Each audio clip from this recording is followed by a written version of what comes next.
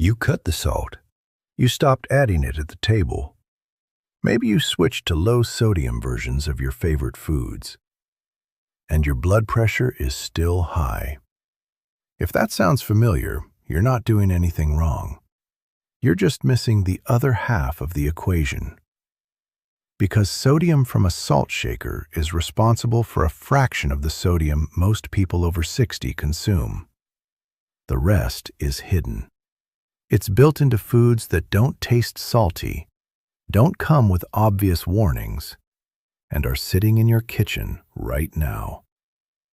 Today I'm walking you through the 4 specific foods that are quietly keeping blood pressure elevated in older adults who have already done everything they were told to do.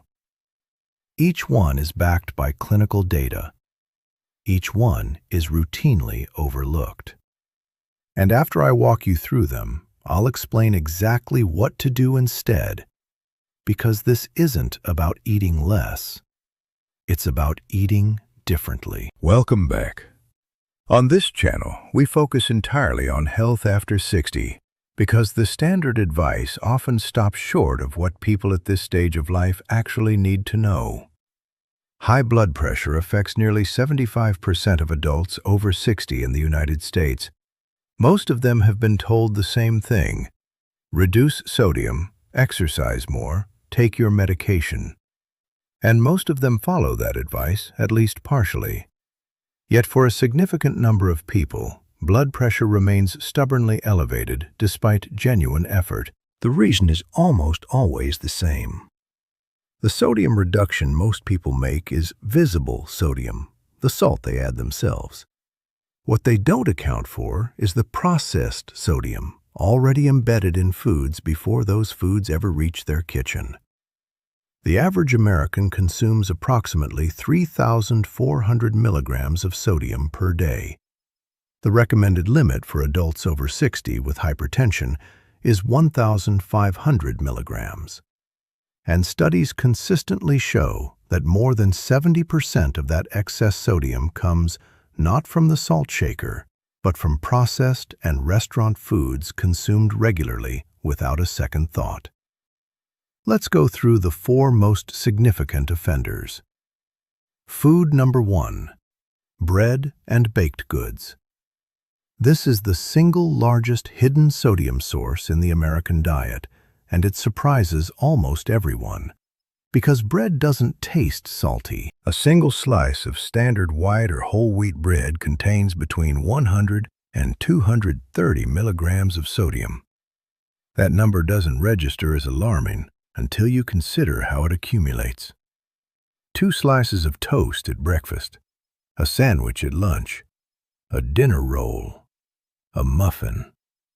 By the end of a typical day, bread alone can account for 600 to 900 milligrams of sodium, 40 to 60% of the entire daily recommended limit for someone with high blood pressure after 60, before a single grain of salt has been added to anything. The sodium in bread serves functional purposes in baking. It controls yeast activity, affects texture, and extends shelf life. This is why it can't simply be left out. But the amounts vary significantly between brands. A whole grain bread from one manufacturer may contain 75 milligrams per slice. The same style from another brand may contain 210 milligrams. That difference across 2 slices at every meal adds up to several hundred milligrams per day, the equivalent of a significant reduction in blood pressure medication effectiveness. After 60, reading the sodium content on bread labels is not optional if blood pressure management is a priority. Look for options under 100 milligrams per slice. They exist in most grocery stores. They're simply not the default choice on the shelf. Food number 2: canned soups, broths, and canned vegetables. This category is particularly relevant for older adults because canned foods are convenient, affordable, and widely perceived as a reasonable part of a healthy diet. The sodium content tells a different story. A single can of standard chicken noodle soup, one of the most commonly consumed soups among older adults, can contain between 800 and 1,200 milligrams of sodium per can. That is, in a single meal, between half and the entire recommended daily sodium intake for someone managing blood pressure after 60. Canned broths, used routinely in cooking rather than eaten directly, are equally significant. A cup of standard chicken or beef broth contains between 700 and 900 milligrams of sodium. When that broth is used to cook rice, simmer vegetables, or make a sauce, every serving of the finished dish carries that sodium load, often invisibly. Canned vegetables, which are frequently recommended as healthy and economical choices, are processed with salt as a preservative. A cup of canned green beans can contain 380 milligrams of sodium. The same amount of frozen green beans with no added salt contains approximately 1 milligram. The practical fix is straightforward. Choose low sodium or no salt added versions of canned products. They are now available in most major grocery stores. Rinse canned vegetables under running water before eating or cooking them. This removes approximately 30% of the added sodium. And where possible, replace canned broth with homemade stock or low-sodium carton broth, which typically contains 70 to 140 milligrams per cup rather than 800. Food number 3. Condiments, sauces, and salad dressings. This is the category most people underestimate most dramatically, because condiments are used in small quantities and don't register as a meaningful source of anything. 2 tablespoons of soy sauce contain approximately 1,900 milligrams of sodium, more than an entire day's recommended intake in a single condiment serving.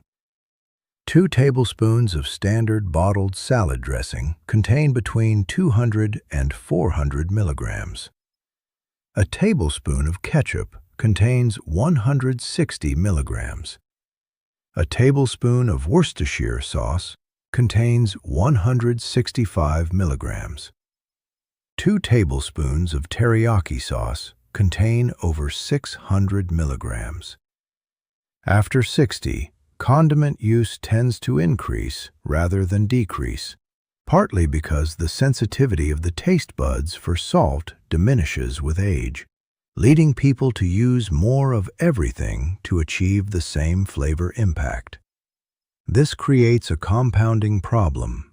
Aging reduces the ability to taste how much sodium is being consumed, at the same time that blood pressure sensitivity to sodium is increasing. The solution is not to eliminate flavor. Lemon juice, vinegar, fresh herbs, garlic, and spices like cumin and smoked paprika add substantial flavor with negligible sodium. Low-sodium soy sauce contains approximately 600 milligrams per 2 tablespoons, still significant, but less than a third of the standard version. Making salad dressings at home with olive oil and vinegar takes 2 minutes and eliminates one of the most consistent hidden sodium sources in an older adult's daily diet. Food number 4. Cheese. This one is difficult for many people to hear because cheese is calcium-rich, protein-dense, and frequently recommended as part of a healthy diet for older adults concerned about bone health. But cheese is also one of the most sodium-dense foods in the average diet. An ounce of American processed cheese contains approximately 400 milligrams of sodium. An ounce of feta contains 370 milligrams. Parmesan, often used in small amounts as a flavoring, contains 330 milligrams per ounce. Even cottage cheese, frequently marketed as a health food, contains 300 to 400 milligrams per half cup. For an older adult who eats cheese at multiple meals, a slice on a sandwich, a sprinkle of Parmesan on pasta, some feta on a salad, the daily sodium contribution from cheese alone can easily exceed 700 to 900 milligrams before any other source is counted. The practical approach is not elimination, but substitution and reduction. Swiss cheese contains approximately 55 milligrams of sodium per ounce, significantly lower than most other varieties. Fresh mozzarella contains around 85 milligrams. Ricotta is among the lowest at 40 to 60 milligrams per half cup. These are real foods with real nutritional value. They simply carry a fraction of the sodium load of the varieties most people default to. Here is what the evidence actually shows about meaningful blood pressure reduction through dietary change after 60. A reduction of just 1,000 milligrams of daily sodium, which is entirely achievable through the 4 substitutions described in this video, produces an average reduction in systolic blood pressure of 5 to 6 millimeters of mercury. For someone whose blood pressure is running at 145/90, that single dietary change can bring the systolic reading close to the target range without any change in medication. Combined with adequate potassium intake, bananas, sweet potato, avocado, spinach, which directly counteracts sodium's effect on blood vessel tension, the dietary approach to blood pressure management is not a minor complement to medication. It is, for many people over 60, the missing variable that explains why medication alone hasn't been enough. Which of these 4 foods surprised you the most? Leave a comment below. I read every single one, and your answer might help someone else who's been doing everything right and still not seeing results. If this was useful, share it with someone over 60 who is managing their blood pressure. The information in this video is the part most doctors don't have time to explain in a standard appointment. And if you're not subscribed yet, new videos every week focused entirely on health after 60. No ads, no products to sell. I'll see you in the next one.